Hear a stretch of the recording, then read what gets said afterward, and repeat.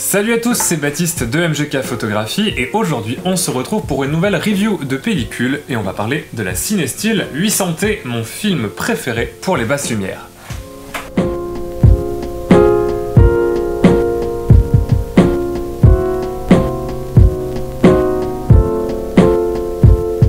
Le film Cinestill 800T est un film dérivé des films Kodak pour le cinéma. En fait, c'est simplement du film Kodak 500T qui a notamment été utilisé pour tourner l'épisode 7 de Star Wars, qui est reconditionné, retraité chimiquement et conditionné en cartouche 35 mm ou en rouleau de film 120 par la compagnie Cinestill pour pouvoir être utilisé dans nos caméras et développé dans de la chimie couleur. Alors, ce film a deux caractéristiques principales. La première, c'est d'être un film 800 ISO qu'on peut facilement pousser jusqu'à 1600 voire 3200 ISO, ce qui est assez rare pour des émulsions couleur.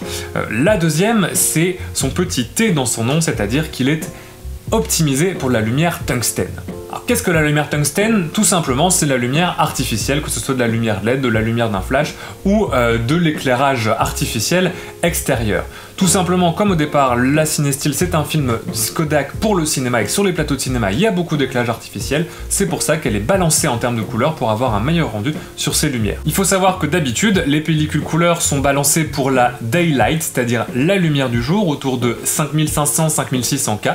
Or, ce film est balancé pour la tungstène, donc une lumière plus froide à 3200K. Pour parler un peu de mon expérience personnelle avec ce film, c'est typiquement mon film préféré pour la photo de nuit en couleur. Il y a plusieurs raisons à ça. Alors tout d'abord, comme il est optimisé pour être utilisé dans des lumières artificielles, il réagit très bien aux éclairages nocturnes de la ville et notamment en éclairage néon qui donne vraiment une vibrance et une présence très forte sur l'image. La deuxième chose, c'est que malgré ses 800 ISO, il garde un grain très fin et peut très bien être utilisé en portrait nocturne, soit à la lumière d'un flash, soit à la lumière ambiante de la ville et garder un grain très fin. J'avais en comparaison testé de la Portra 800 et j'avais été relativement déçu par la forte présence du grain. Cette faible présence de grain explique qu'on peut facilement pousser cette pellicule jusqu'à 3200 ISO. Alors j'en ai pas fait l'expérience moi-même, mais j'ai vu des résultats et effectivement c'est un film qui peut très facilement être poussé en couleur, ce qui est relativement rare et surtout quand on est déjà à des vitesses de 800 ISO. Alors ce n'est pas forcément le film parfait pour autant puisqu'il est très sensible aux fuites de lumière. Sur tous les rouleaux que j'ai shootés, j'ai eu très souvent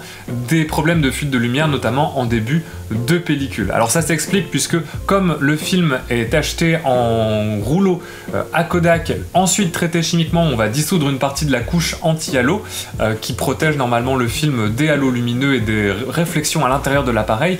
Forcément, ce film va être très sensible dès qu'il va y avoir des lumières fortes ou des lumières qui vont rebondir dans l'appareil et on va avoir facilement des fuites de lumière depuis l'arrière de la pellicule. D'un autre côté, cette faible résistance au halo, c'est aussi ce qui produit ces éclairages très vibrants, cette espèce justement de halo autour des éclairages néons et des éclairages artificiels qui donne aussi son charme à la pellicule. D'un point de vue personnel, c'est une esthétique que j'aime beaucoup, ça donne beaucoup de caractère à cette pellicule et je pense que quand on se décide d'acheter cette pellicule, c'est une caractéristique qu'il faut accepter et embrasser à la limite dans son image, être conscient que ça va donner cet effet-là pour pouvoir l'utiliser au mieux dans des images le plus esthétiques possible. Ce qui reste très intéressant avec ce film, c'est qu'il va vous forcer à utiliser les sources de lumière environnantes. Vous allez devoir forcément prendre en compte chaque source lumineuse, que ce soit un néon très loin ou un réverbère juste en dessous de vous.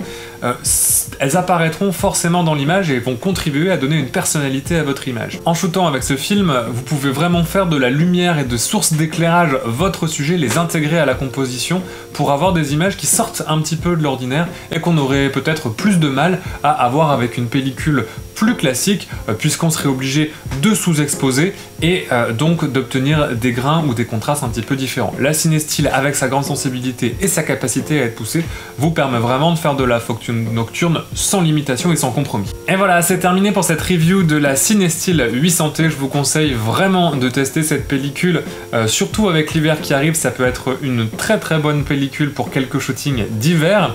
J'espère en tout cas que vous aurez appris des choses et que cette vidéo vous aura plu. Vous êtes toujours de plus en plus nombreux à vous abonner à la chaîne et ça me fait très plaisir. N'hésitez pas à lâcher un commentaire ou un petit pouce bleu et à vous abonner à la chaîne si c'est pas déjà fait. A très bientôt pour une nouvelle vidéo. Salut tout le monde!